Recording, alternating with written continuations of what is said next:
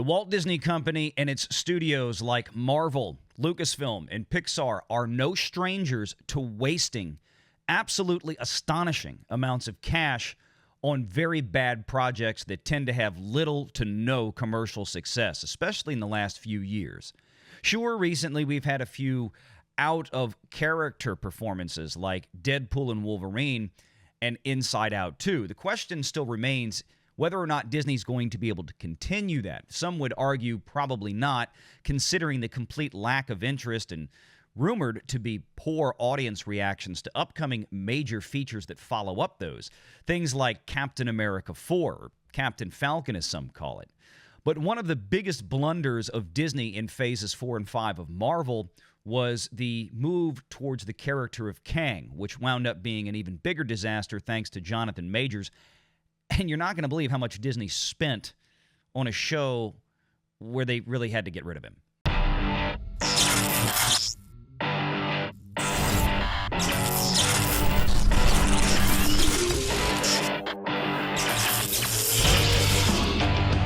Renegade Online.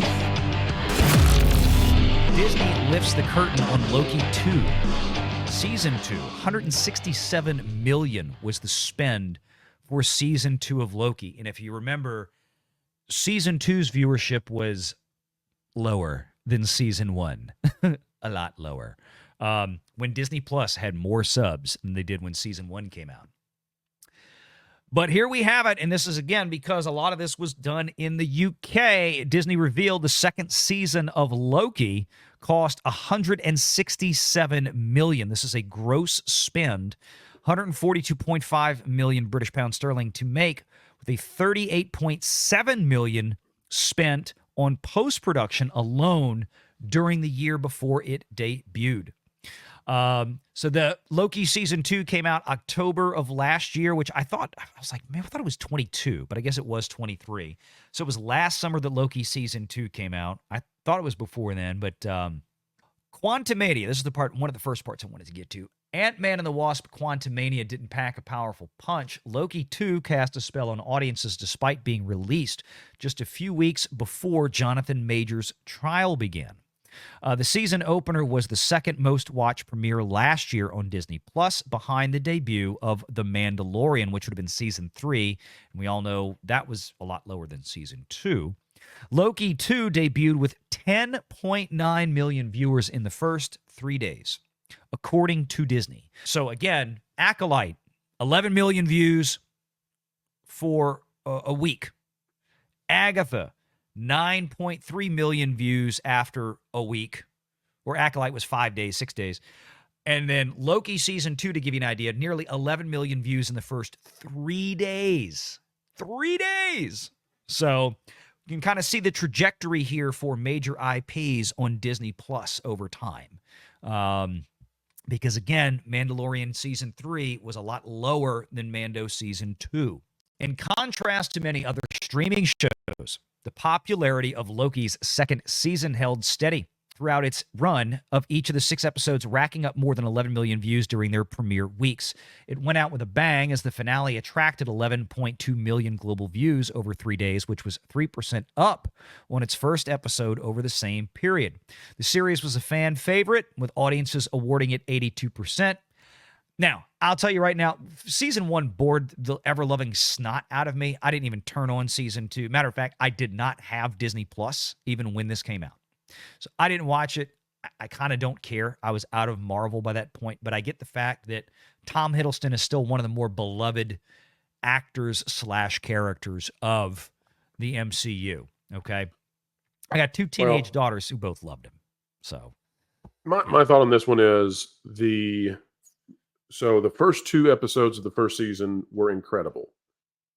After that, we know, we know that the writers decided to virtue signal, and their goal was just to have certain things be in those episodes. They didn't care about the story, and it destroyed the show.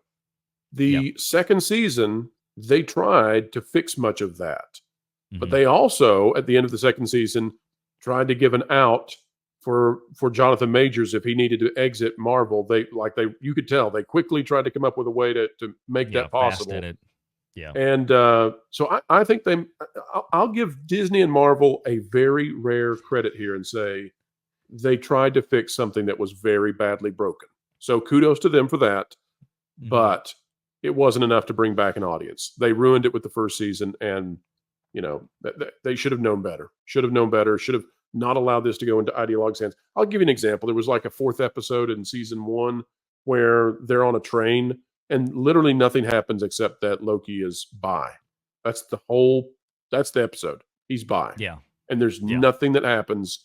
And it was awful. All right, but back to this. So in the latest financial statements that ended 31 October 2023, so right at a year ago now, which was a few weeks after the debut of the show, Loki Season 2. So we have an almost complete picture of all of its costs.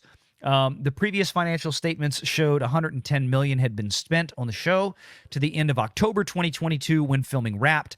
The latest filings revealed that a further 31.9 million British pounds were spent during the following year when post-production took place. It gives a total cost of 167 million, 142 million British pounds, which comes to $562,000 per minute of finished product for Loki Season 2, and a staggering $33.8 million per hour of completed photography and stuff on the screen.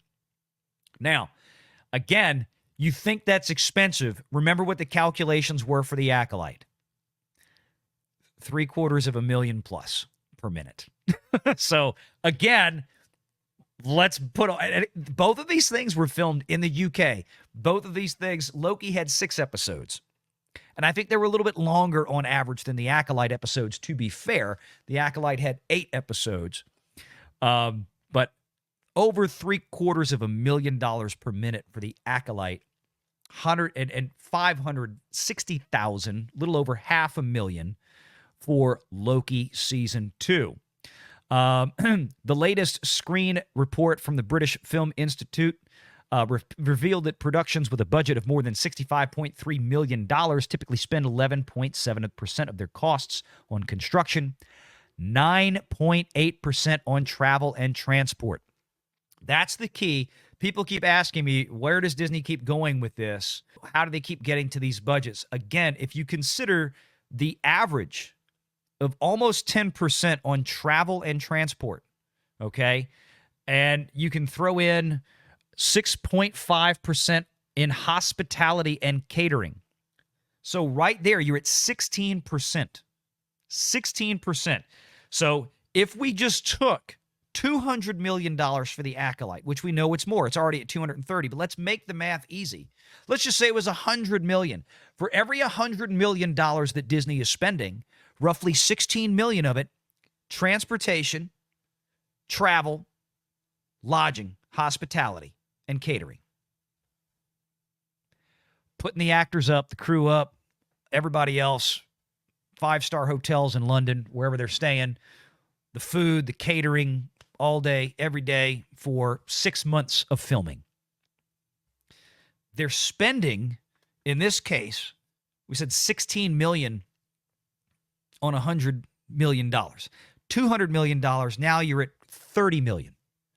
In other words, Disney, according to the British Film Institute, and just simply using their averages, Disney is probably spending somewhere to the tune of maybe 25, if we're being a little bit generous, $25 to $30 million. You could make 15 Terrifier 3s for what Disney spends on hotels and dinner. Make sure you're subscribed to Valiant Renegade and join us every Sunday at 6 p.m. Eastern for the live show.